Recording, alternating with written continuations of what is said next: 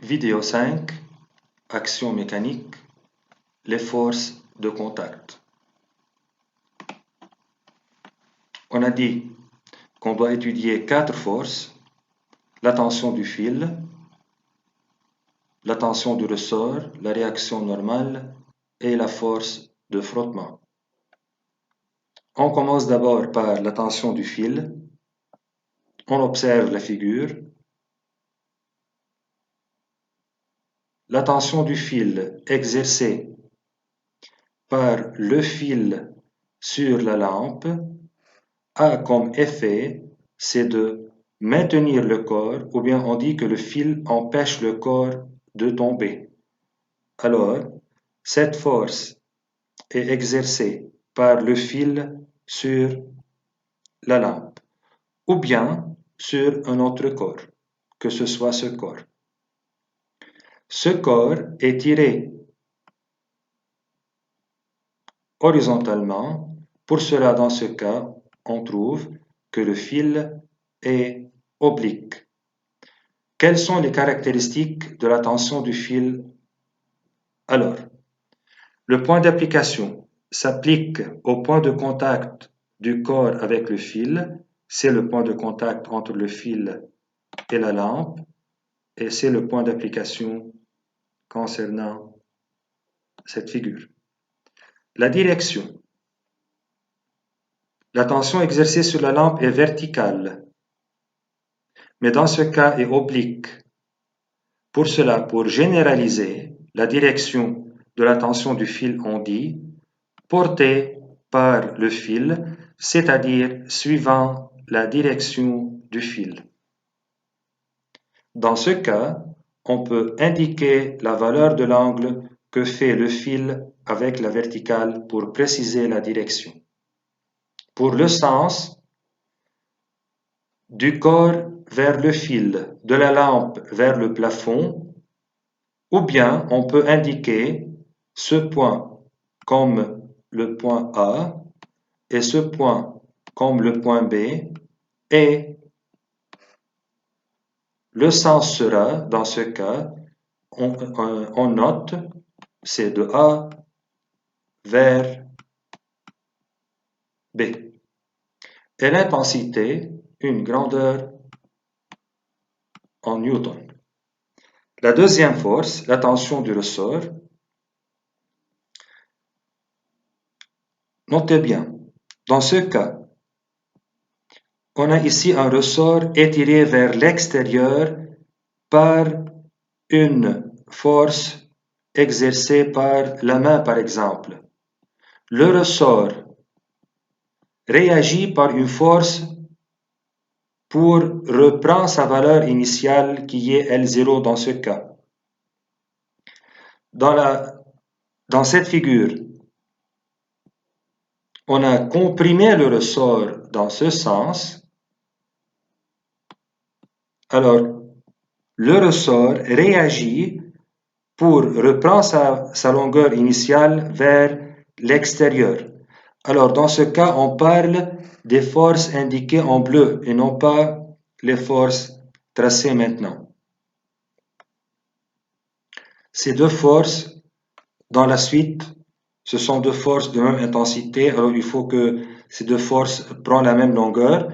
Mais jusqu'à maintenant, je dois indiquer seulement que les forces exercée par le ressort, appelée la tension du ressort, c'est la force exercée par le ressort sur le corps qui a déformé, ou bien qui a créé la déformation du ressort.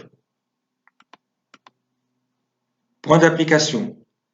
C'est le point d'application dans les deux cas. La direction est suivant le ressort. Si le ressort est par exemple oblique, on généralise alors et on dit que la direction de la tension est suivant le ressort ou bien portée par le ressort. Pour le sens, du corps vers le ressort et en général s'oppose à la déformation. Ici, la force d'étirement est vers l'extérieur, alors la tension du ressort est vers l'intérieur, s'oppose à l'allongement. Dans ce cas, la tension en bleu s'oppose à la compression. On a comprimé vers l'intérieur, le ressort réagit vers l'extérieur.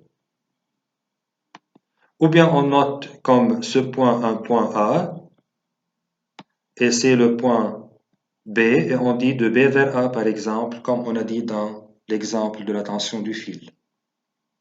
Et comme intensité exprimée en newton, T en newton. La réaction normale. La réaction normale. Pourquoi normale? On observe les deux figures. Quel est le rôle du support? Le support maintient le corps.